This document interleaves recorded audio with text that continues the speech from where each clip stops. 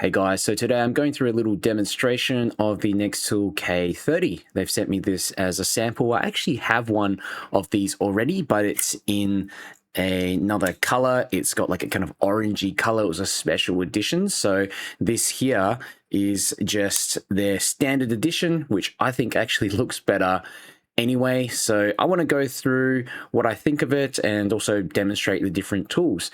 Now, initially when I reviewed it, I wasn't sure what the scales were made out of. I thought that they were just plastic, but having a look at the website, they're actually made out of a material called G10. So this is a high pressure fiberglass laminate. So basically it's composite material and extremely strong, lightweight, has a tensile strength that's pretty similar to 6061 aluminium. So yeah, although it feels very light and it does feel like plastic, I think this is a very durable option. And yeah, I think a wooden option would be good as well, but this is definitely going to hold up to a bit of abuse.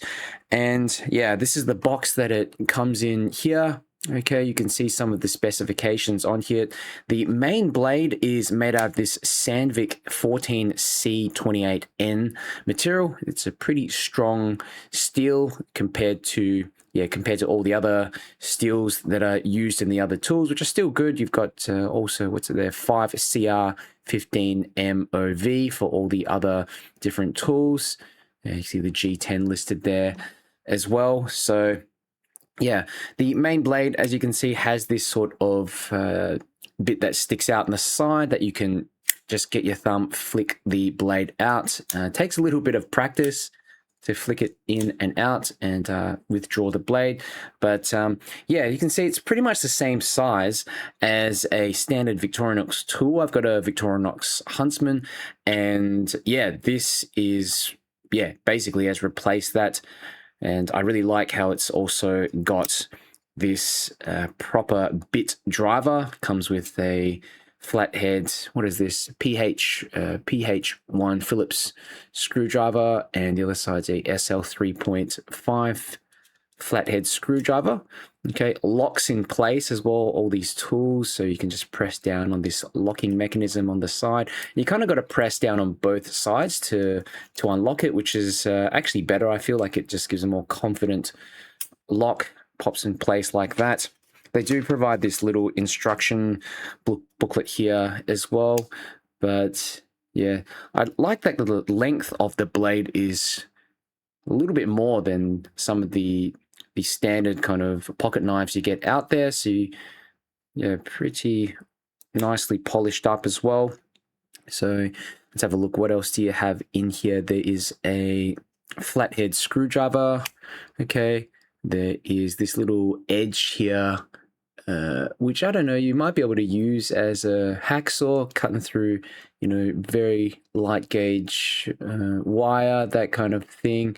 And otherwise, you've got two types of files. You've got this cross-hatched file on one side, and you've just got a single direction file on the other side. The file isn't locking, okay, so only the screwdriver and the main blade is locking. Oh, this bit I think is locking as well. Where is it here? There is a separate, here, this separate tool here.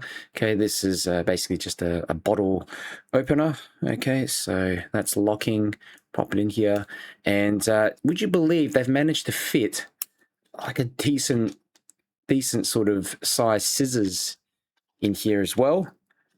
Okay, so yeah, pretty useful compared to a lot of those Victorinox tools out there that just have, those little spring-loaded scissors. That's really quite chunky as well. If you have a look at the scissors, you can see it's kind of serrated. Let me bring it up a bit closer to the camera. You can see, yeah, there's serrations there, which I found have made it much easier to cut through things like thicker materials, cord. So yeah, definitely get a bit more leverage as well with this larger handle, chunkier sort of implement. And on the other side, you've got an awl there. All right, I don't really use that myself. I know some of you probably do. a clip there on the back. Oh, and check this out. You even get some tweezers, which they've managed to squeeze in there as well. Let me find, where's that slot that it goes in? Kind of lost it now.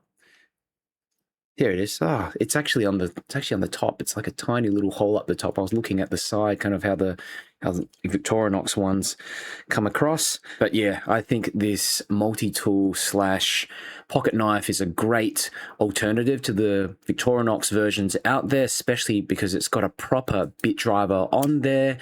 And yeah, the blade as well is larger, and you can get some proper use out of it. But what do you guys think? Leave a comment down below, especially if you have questions. I'll get back to you as well.